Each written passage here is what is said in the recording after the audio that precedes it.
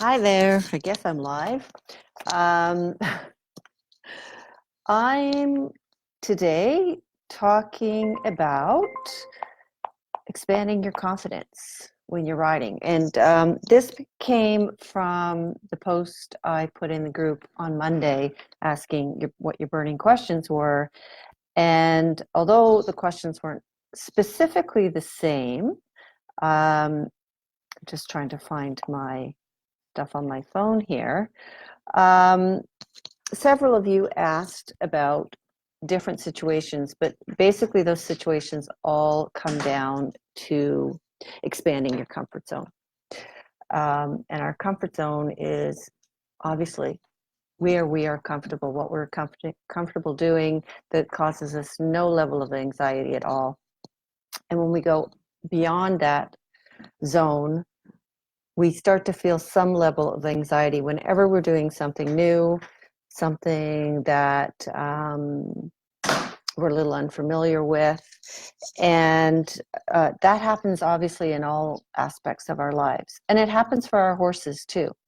So whether it's like Loretta was asking about solo riding and tips for keeping your cool, and Shona was asking about the same thing for her horse, going out hacking.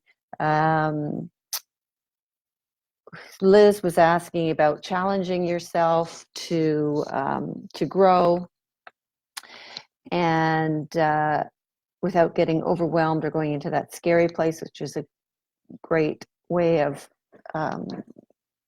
calling that little bit of anxiety or get about going beyond your comfort zone. And Kat had asked about how to gain the guts to go faster. It's all the same thing. It's all something we're uncomfortable with at some level. So the first thing you need to do, here's I'm getting into the tips. The first thing you need to do is to set the goal. So, and make it an achievable goal. You've probably heard of SMART goals, setting SMART goals. So they're specific, they're achievable, they're based in time, they're measurable.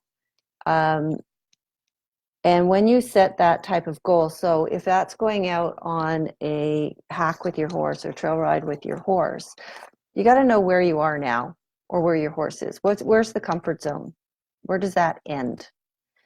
And then what's the next step, or what's a reasonable goal to set for yourself for within a specific time frame? So within a month, I want to go from being able to ride inside my pen, inside my school, inside my ring, to a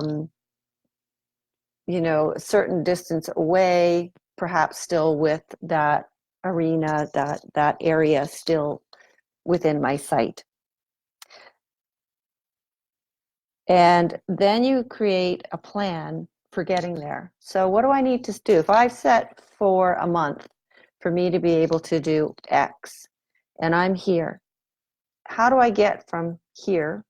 I should have said this is X and this is Y. How do I get from X to Y? What are all the little steps I need to take in between that are going to give me, yes, I'm going to feel a little bit of anxiety, but it's all going to be manageable. Or my horse is going to feel a little bit of anxiety, but it's all going to be manageable. So what steps can you take? And it doesn't matter how small they are. So for an example, teaching a horse to jump. A horse who's never jumped before.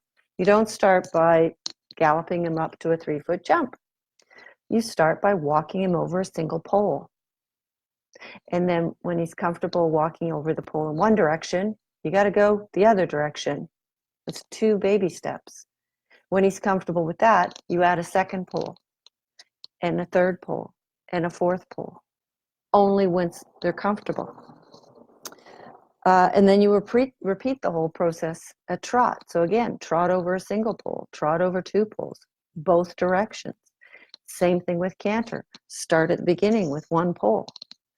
And then finally, you raise a pole and you walk over that raised pole. And I always start with 1 pole resting on top of another pole. So you've got a little 3-inch or sorry, a 6-inch jump or obstacle for your horse to go over. It's great for teaching horses to pick up their feet when you're riding out on trails too, even if you're not planning on ever jumping.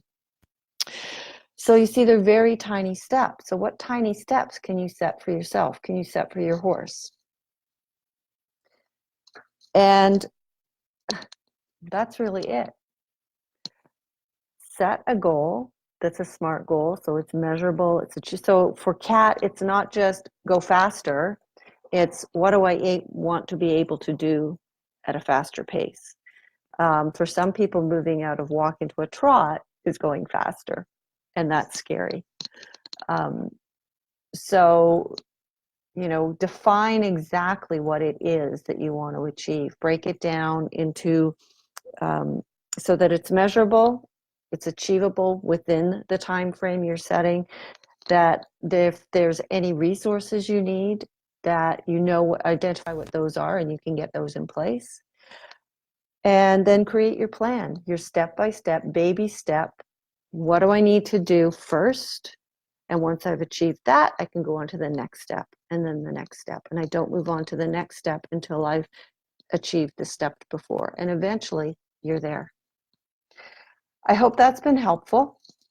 If you're watching the replay, do please type in your comments or your questions in here, and tag me, and I will come back and answer them.